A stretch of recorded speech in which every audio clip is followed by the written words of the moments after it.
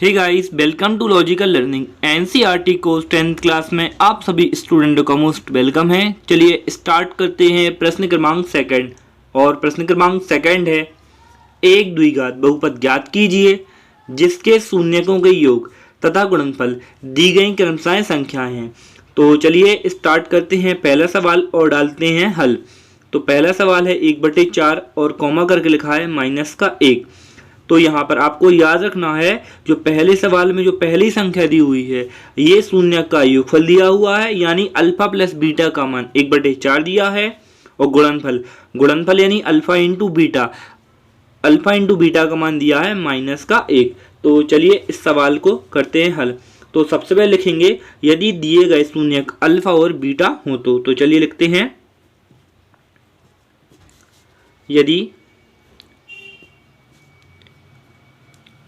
यदि शून्यक अल्फा और बीटा हो तो अल्फा कॉमा करके लिखेंगे अपन बीटा हो तो ठीक है। यदि शून्यक अल्फा और बीटा हो तो अपन यहाँ से देख सकते हैं शून्यकों का योगफल दिया हुआ है 1/4। तो चलिए लिख लेते हैं अल्फा प्लस बीटा बराबर करके लिखेंगे, क्या लिखेंगे 1/4, क्योंकि 1/4 दिया हुआ है। और अल्फा इंटू बीटा का मान, तो अल्फा इंटू बीटा का मान दिया हुआ है -1। तो चलिए वो भी लिख लेते हैं, अल्फा इंटू बीटा बराबर लिखेंगे -1।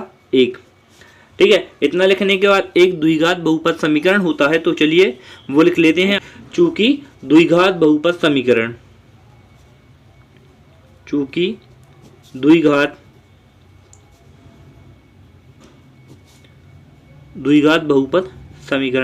द्विघात बहुपद समीकरण क्या होता है आपको बहुत ध्यान से याद रखना है।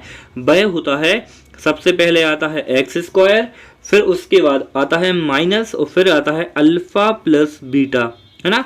और इनटू में करके आता है x प्लस और फिर आता है अल्फा इंटू बीटा, यानी जो ऊपर मान दिए हुए हैं वो मान उठा के बस इस समीकरण में रखना है और इस समीकरण को सॉल्व कर देना है और तो इस सवाल का आंसर आ जाएगा। तो चलिए स्टार्ट करते हैं।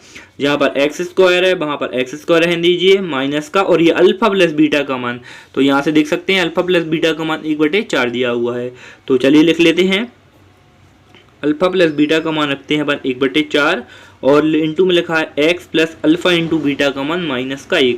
तो चलिए लिख लेते हैं -1, है ना। तो चलिए सवाल करते हैं आगे हल। x², ये माइनस का है और ये प्लस, तो प्लस माइनस तो हो जाएगा 1/4x, यानी x/4 ही हो जाएगा, क्योंकि 1 का गुणा करेंगे तो बस संख्या ही आएगी। और यहाँ पर प्लस माइनस हो जाएगा और यहाँ पर आएगा 1। ठीक है।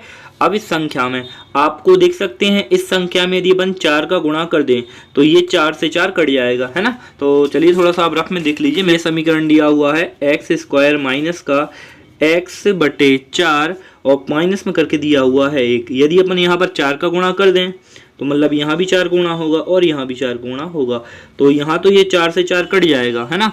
और यहाँ पर क्या आएगा 4x² माइनस, और यहाँ तो 4 से 4 कट गया है यानी x ही आएगा, और 4 एकम 4, यानी ये समीकरण अपना ये क्या हो जाएगा, ये समीकरण बन जाएगा। तो चलिए लिख लेते हैं उपरोक्त समीकरण में 4 का गुणा करने पर। तो चलिए लिख लिया है उपरोक्त समीकरण में 4 का गुणा।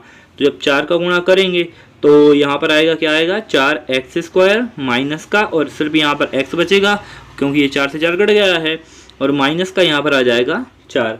तो ये सवाल होता है कंप्लीट। अपन से सवाल में क्या पूछा था, द्विघात बहुपद ज्ञात कीजिए, तो अपन ने ये निकाल दिया है द्विघात बहुपद, यानी 2 की घात भी है ना।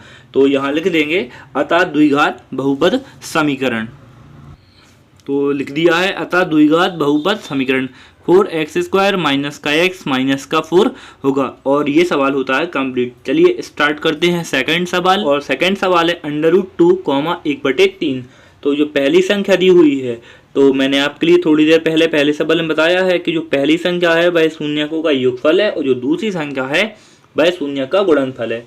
तो चलिए इस सवाल करते हैं हल और लिखते हैं यदि शून्यक अल्फा और बीटा हो तो चलिए लिख लिया है यदि शून्यक अल्फा और बीटा हो तो। यदि शून्यक अल्फा और बीटा है तो पहली संख्या अल्फा प्लस बीटा का मान है, यानी उनका योगफल है। तो लिख लेते हैं अल्फा प्लस बीटा बराबर दिया हुआ है √2 और अल्फा इंटू बीटा, यानी उनका गुणनफल दिया हुआ है 1/3। ठीक है। अब इसके बाद लिखते हैं द्विघात बहुपद समीकरण। तो मैंने आपके लिए पहले वाले सवाल में बताया था कि द्विघात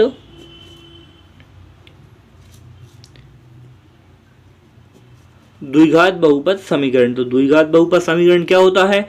तो वह होता है एक्स स्क्वायर माइनस फिर आता है अल्फा प्लस बीटा, आपके लिए याद रखना है, फिर आएगा यहाँ पर एक्स और फिर आता है अल्फा इंटू बीटा। यदि आपके लिए ये सूत्र याद है तो बस इसमें आप मान के लिए रख दीजिए, बस आपका सवाल हो जाएगा कंप्लीट। तो चलिए यहाँ से सवाल में मान रखते हैं। यहाँ पर x square minus alpha plus beta, alpha plus beta का मान क्या है? √2, और एक्स लिखा हुआ है तो एक्स लिख देंगे, प्लस अल्फा इंटू बीटा, तो अल्फा इंटू बीटा का मान है 1/3। तो उपरोक्त समीकरण में 3 का गुणा कर देंगे। तो चलिए लिखते हैं, उपरोक्त समीकरण में 3 का गुणा करने पर, उपरोक्त समीकरण में 3 का गुणा, ठीक है।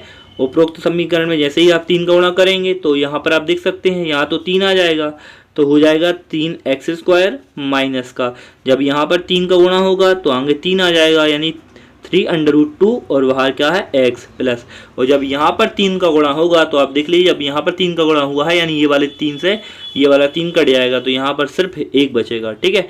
यहाँ पर बस एक सवाल बचेगा, तो यहाँ पर अपन लिख सकते हैं अतः द्विघात बहुपद समीकरण क्या आया है? 3x स्क्वायर माइनस का 3√2x प्लस 1। तो चलिए लिख लिया है, अतः द्विघात बहुपद समीकरण 3x स्क्वायर माइनस का 3√2x प्लस 1 होगा, और ये सवाल होता है कंप्लीट। यदि आपको ये सवाल बहुत ज़्यादा अच्छे समझ में आ गया है तो प्लीज़ मुझे आप कमेंट करके बताएं। यदि अभी भी आपके लिए सवाल में कुछ थोड़ी सी भी प्रॉब्लम है तो प्लीज़ मुझे कमेंट करके ज़रूर बताएं, और वीडियो को आप लाइक करें, शेयर करें और सब्सक्राइब करना चैनल को बिल्कुल ना भूलें। Thank you so much, keep watching.